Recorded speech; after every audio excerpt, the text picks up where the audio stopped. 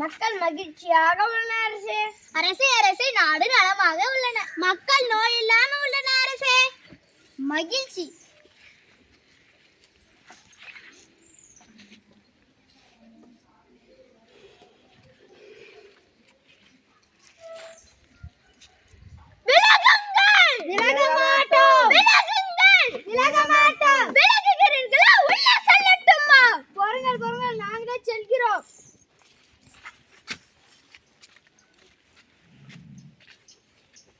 அரசே அரசே, அரண்மனை வாயில் முன் அழுந்த கண்களோடு தலைவிரி கோலத்தோடு ஒரு பெண் வந்திருக்கிறார். அந்த பெண்ணிற்கு என்ன துயரமோ தெரியவில்லையே, கேட்டாயா?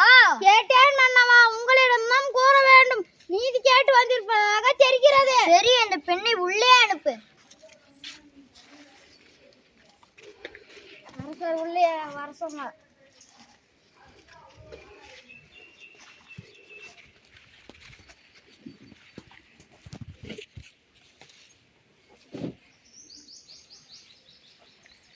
இளங்குடி போன்ற பெண்ணே, நீ யார்? உனக்கு என்ன வேண்டும்? அழுந்த கண்களோடு தலைவிரி கோலத்தோடு எம்மை நாடி வந்த காரணம் என்ன? ஆராயாத நீதி வழங்கிய மன்னனே, என்னையா யார் என்று கேட்கிறாய்? சொல்கிறேன் கேள். உலகம் வியக்கும் மன்னம் ஒரு புறாக்காக தன் உடலையே தந்த சிபி மன்னனை பற்றி நீ அறிவாயா? பசுவின் கன்றை தேர்காலால் ஏற்றி அதே தேர்காலில் தன் மகனை முயற்சி கொண்டானே மனுநீதி சோழன், அவரை பற்றி நீ அறிவாயா? பெண்ணே, போதும் நிறுத்து. நான் கேட்ட வினாவுக்கு நீ இன்னும் பதில் கூறவில்லை. அதை விட்டு நீ வேற எதையோ கூறிக்கொண்டிருக்கிறாய்.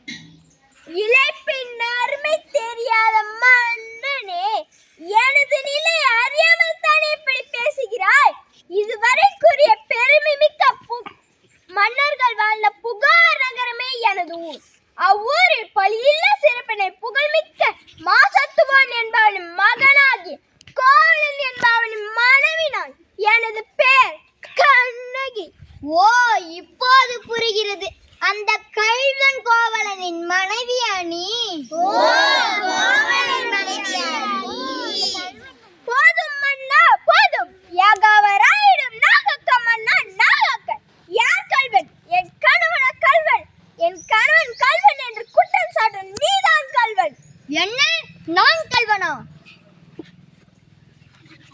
அரசே, பெருமையாக உரையாடுங்க.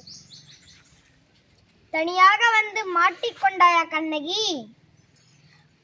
உன் கணவன் கள்வன் இல்லை என்பதை நிரூபித்து காட்டுவாயா? நிரூபித்து என்ன பயன்? வெட்டுண்ட தலையை ஒட்டி தருவீர்களா? என் கணவனை எழுப்பி தருவீர்களா? முடியாது, உங்களால் முடியாது. பெண்ணே, போதும் நிறுத்து.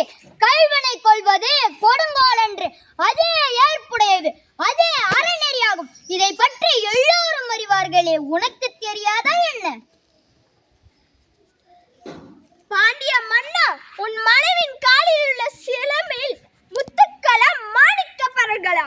முத்துக்கள், அதுவும் கொற்றை முத்துக்கள். நிரூபித்து காட்டு.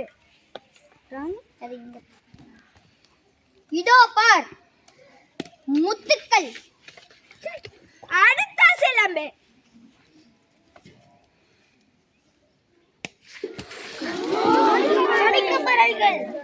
மாணிக்க பரல்கள் அல்ல, இரத்த துளிகள்.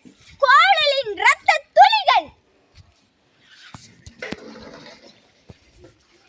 உனக்கு இன்னும் சந்தேகம் இருந்தால் இதோ மற்றொரு சிலம்பு.